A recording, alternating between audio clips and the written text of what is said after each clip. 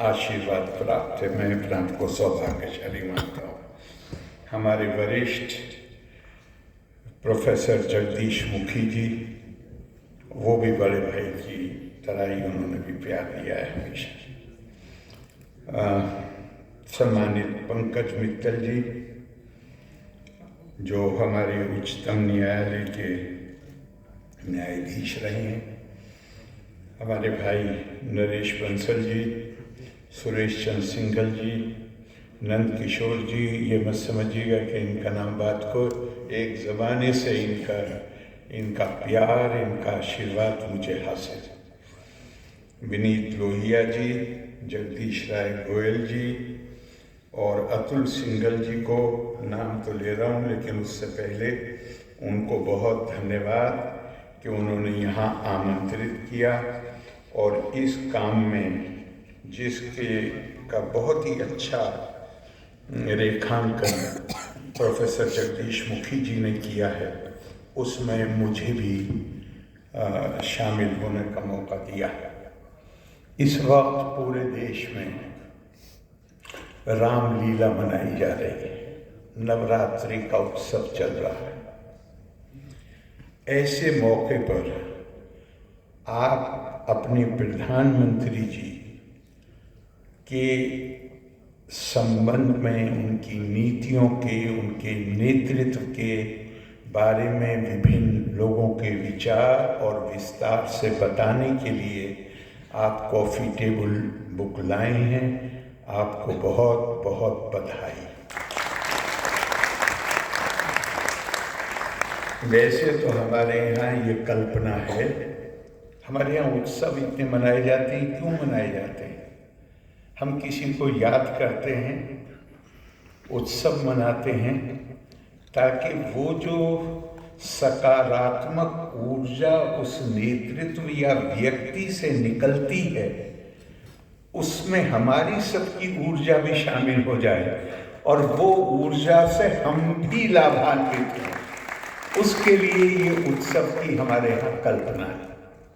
लेकिन जब माननीय प्रधानमंत्री जी से संबंधित आप एक पुस्तक का विमोचन कर रहे हैं, तो ये असल में व्यक्ति का नहीं, हम नेतृत्व का उत्सव बना रहे हैं। हम अपने देश में हम कह सकते हैं कि ये जो राजनीतिक व्यवस्था है चुनावों की, ये देश के आज़ाद होने के बाद लागू हुई। लेकिन ध्यान रखिएगा, हमारे नेताओं ने बार बार कहा है, राष्ट्रीय आंदोलन के नेताओं ने, कि राजनीतिक स्वतंत्रता सामाजिक और आर्थिक स्वतंत्रता के बगैर अधूरी है। और हमारे प्रधानमंत्री जी ने नीतियां, कार्यक्रम, जिसके नतीजे में आज पूरी दुनिया में भारत का नाम हुआ है, भारतवासी कहीं भी जाते हैं तो उनको इज्जत की दृष्टि से देखा जाता है। मैं उसमें अभी नहीं जाऊंगा। मुझे जो सबसे महत्वपूर्ण बात नजर आती है वो ये है कि पहली बार हमें ये आभास हुआ कि हम दुनिया का केवल सबसे बड़ा लोकतंत्र नहीं है, हम सबसे पुराना लोकतंत्र है, हम मदर ऑफ डेमोक्रेसी। तो आदमी हमसे सवाल करेगा कि यार, तुम्हारे यहाँ हजारों साल से राजतंत्र चल रहा था और तुम कह रहे हो कि तुम सबसे पुरानी डेमोक्रेसी। तो ये कैसे? ये इसलिए कि पूरी दुनिया में लोकतंत्र का इतिहास चंद सौ साल पुराना ही तो है।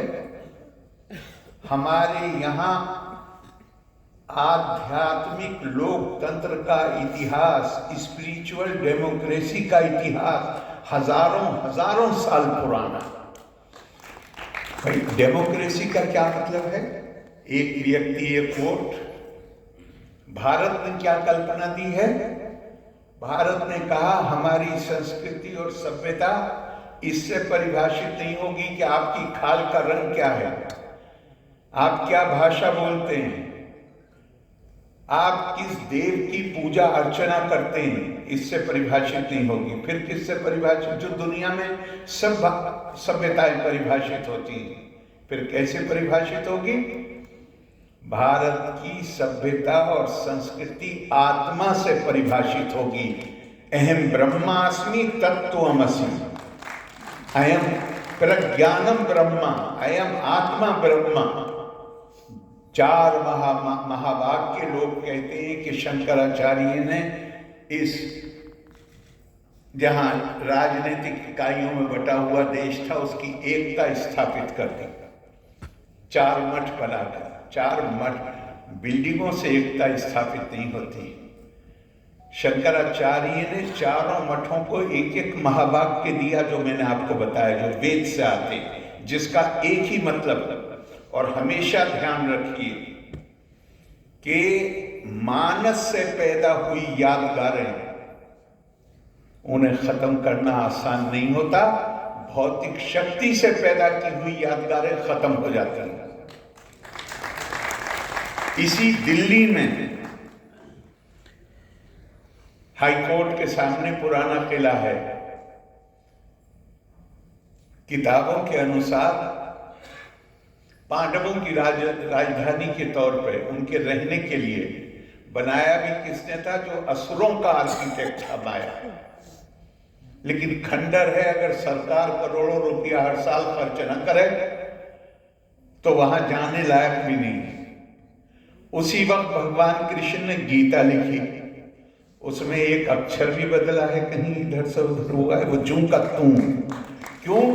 वो भौतिक शक्ति की यादगार है और गीता मानसिक शक्ति की यादगार। गुरुदेव रविंद्रनाथ टैगोर ने बड़ा सुंदर कहा है। उन्होंने कहा है कि इंडिया कैन नॉट, मैं उन्हीं के शब्द प्रयोग कर रहा हूं, India can not attain true independence unless it is recognised that her foundation is in mind, which with its diverse powers and confidence in those powers goes on all the time creating Swaraj for itself।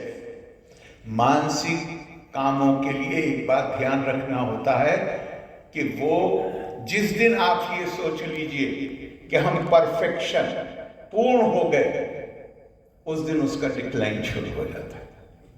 वो कभी पूर्ण नहीं होता वो काम। तो हम यहां इकट्ठे हुए हैं अपने उस नेतृत्व का उत्सव मनाने के लिए जिसने हमें, जो हम कहते नहीं थे, कोई मानता नहीं था, हमें बताया कि हम केवल सबसे बड़ा लोकतंत्र नहीं हैं, हम दुनिया का सबसे पुराना लोकतंत्र हैं, क्योंकि हम मानव की प्रतिष्ठा में विश्वास करते हैं।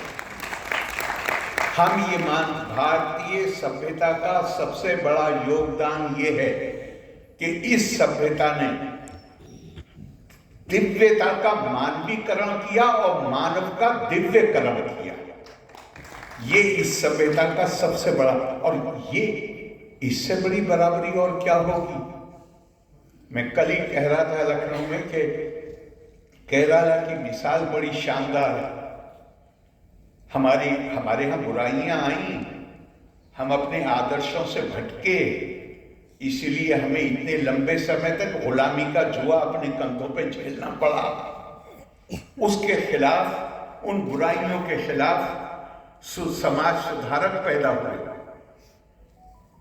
जिन्होंने हमें बताया कि तुम जो कुछ मान रहे हो ये तुम्हारी आस्था का हिस्सा नहीं है, तुम्हारी आस्था का हिस्सा तो वो है।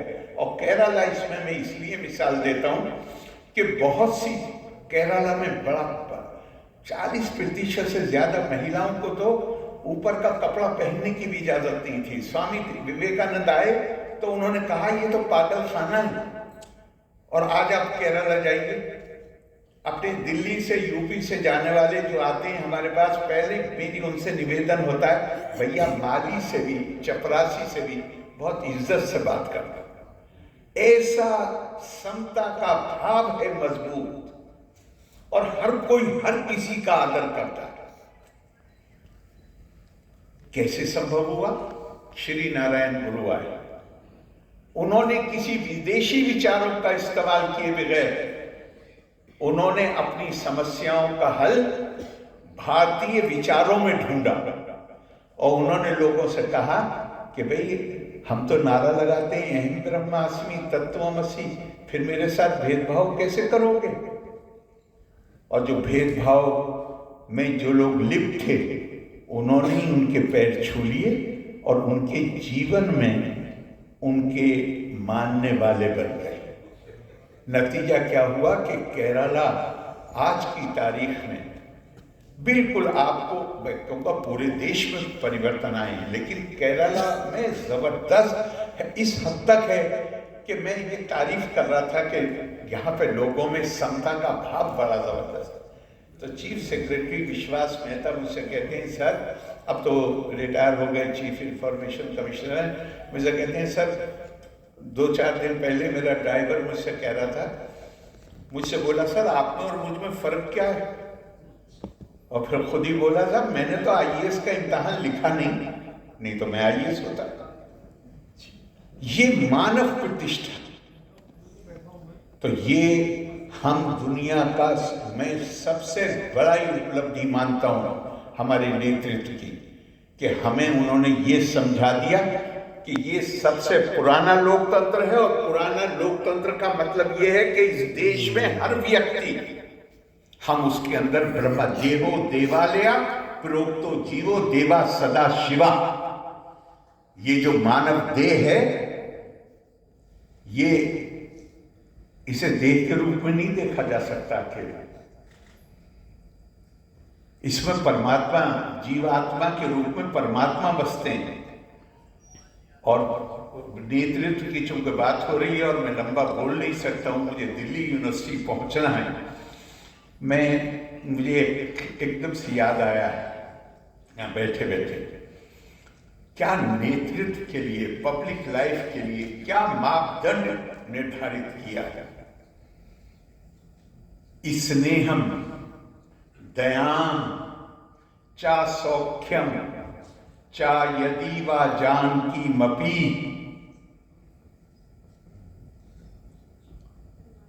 आराधनाए लोकस्य मुंचतो नास्ति मैं व्यथा। भगवान राम कह रहे हैं शासन चलाने की जिम्मेदारी, लोगों की सेवा करने की जिम्मेदारी, उसे सेवा नहीं कह रहे, आराधनाए लोकस्य, आराधना इष्ट देव की जाती है। जिनकी सेवा की जिम्मेदारी है वो आपका इष्ट देव हैं। ये केवल राजनीति में नहीं, व्यापार में भी, ये केवल व्यापार में नहीं, मैं कहूंगा कि चाहे फिर शासन में हो, चाहे जुडिशरी में हो, जीवन के किसी भी क्षेत्र में हो, अगर हम सार्वजनिक जीवन में हैं तो ये मापदंड निर्धारित कर दिया, आराधनाए लोकस्य, ये आराधना है। और इस आराधना पूरी करने के लिए, इस आहुति के लिए स्नेहम जो मेरे प्रेम के पात्र हैं, दयाम जो मेरी दया का पात्र हैं, चा सौख्यम जो जिनसे मुझे देखने से ही आराम मिलता है, और हद तो यह है कि प्राणों से भी बढ़ के प्रिय जान की। अगर लोग आराधना के लिए इन सब को भी छोड़ना पड़े तो मुझे जरा सी भी हिचकिचाहट नहीं होगी। नेतृत्व का ये मापदंड, तभी तो हम मर्यादा पुरुषोत्तम कहते हैं, तभी तो आज पूरे देश में नहीं, आप इंडोनेशिया चले जाइए, मैं ऐसे मौके पे इंडोनेशिया में था 4-5 दिन, गली गली में रामायण है। क्यों है? इसलिए कि हमारे ऊपर कितना असर होता है मुझे नहीं पता, लेकिन हमारी इतनी जरूरत जरूर है कि हम चाहते हैं कि हमारे छोटे बच्चों में जो आदर्श का भाव है, मूल्यों का भाव है, नैतिकता का भाव है, वो जागृत हो। इसलिए हम अपने बच्चों का हाथ पकड़ के और रामलीला दिखाने ले जाते हैं, हम उनको वो पढ़ाते हैं, क्योंकि वहां पे वो, और ध्यान रखिएगा कोई समाज कितना सभ्य है, वो इससे नहीं पूरा होता कि आप न्यायालय का आदेश कितना मानते हैं, पुलिस के लॉ कानून को कितना मानते हैं, पुलिस के आदेश को कितना मानते हैं। ओबीडियंस ऑफ द अनएनफोर्सिएबल, जिस चीज को कानून के माध्यम से लागू न किया जा सके उस चीज को स्वतः स्वीकार करना और अपने ऊपर एक रोक लगा देना, ये सभ्यता की असली निशानी है। तो मुझे पूरी उम्मीद है कि इस किताब से वो भावनाएं प्रबल होंगी। अतुल जी, एक बार फिर मैं आपको धन्यवाद देता हूं और आप सभी को कि आपने इतनी देर मुझे इतने प्यार से सुना, बहुत बहुत धन्यवाद।